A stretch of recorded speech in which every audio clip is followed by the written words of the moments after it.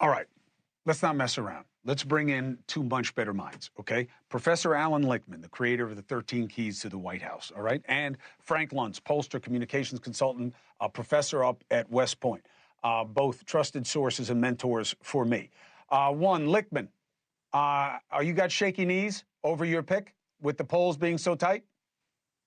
I'm 77 years old and I get butterflies in my stomach every 4 years, but I don't change my prediction in response to the polls. If I did, I would have been dead wrong about 2016.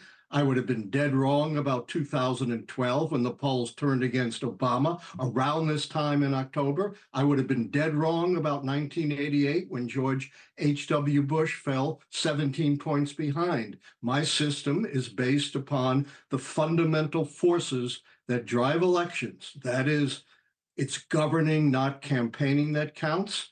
And the keys gauge the strength and performance of the White House party. And this whole idea of an October surprise is a huge myth. I've always made my predictions before then and never changed them. When I was predicting Trump in 2016, we had this immense surprise of the Access Hollywood tape with Trump bragging about assaulting women. Pundits were saying he's dead. You got to change your prediction. I didn't, and I was right. Frank Luntz, what do you believe of the mythology versus the matter of fact of an October surprise? Allan Lichtman is brilliant, and he's proven it through decades and decades of success. So I'm not going to challenge him. I'll also acknowledge that the polling this year is not indicative of virtually anything. The swing states, only all 7 of them are within 2 points of each other.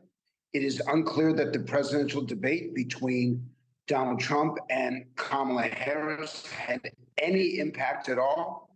Now, let me be candid, Chris, because I think it's important where we acknowledge where we get it wrong. I thought that Trump's performance was so horrific in that debate that that would kill him, and it has not. And I'll also emphasize to viewers right now that Trump has incredible staying power, and that even though he seems to be unhinged, his own voters don't mind. In fact, they seem to embrace it. Chris, I think it's too close to call. I've never been afraid to make a prediction. But in those states and among those key voting blocks, Donald Trump is doing surprisingly well, and Harris has been unable to close the deal. For the people, Frank, the idea of an October surprise, do you believe in that? And what would it have to look like to make a difference in this election? The October surprise is Joe Biden dropping out. The October surprise is Donald Trump being shot. The October surprise is Donald Trump being potentially shot at a second time. The October surprise is Israel and Gaza and Hamas and Hezbollah. The October surprise, we've been having it again and again and again. We just had it in September, or we had it in August, or we had it in July.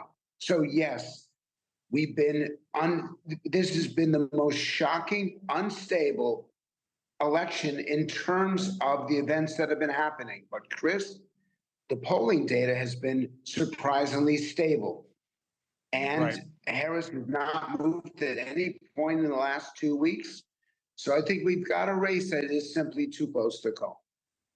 Yeah, it feels a lot like 2004 to me in terms of how locked up it is.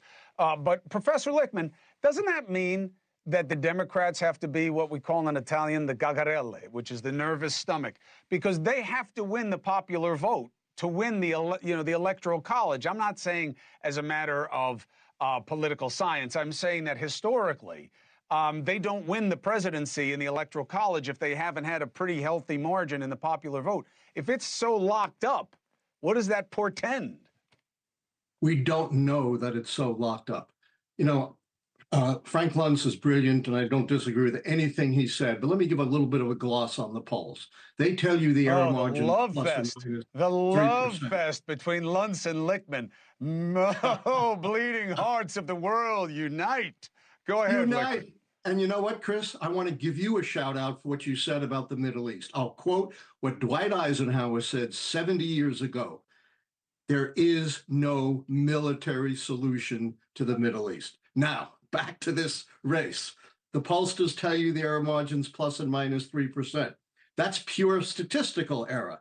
On top of that, you have the era of non-response, people lying, people not focusing and changing their minds, and you don't know who the likely voters are. That at least doubles the error margin of the polls, which means it's plus and minus 6%, which means there has to be a gap of about 10 points at least for the polls to be reliable.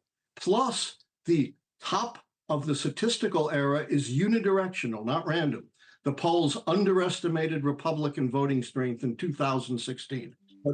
But from what we know about 20, 23, and 24, by 5 points or more, they're underestimating Democratic performance, as we saw in the race for the seat held by George Santos. The poll had it 1 point, the Democrat won by 8 points. But that was Swazi, and he's pretty locked in that community. All right, I got to jump. Frank Luntz, I owe you an answer. I'll give it to you next time we talk. I appreciate you very much being on the show. Professor Lichtman, thank you very much. You didn't think I'd pull that Swazi fact out of my pocket the way I did there. That's okay. Don't sleep on me. I'm not just hair and teeth. I'll see you guys soon.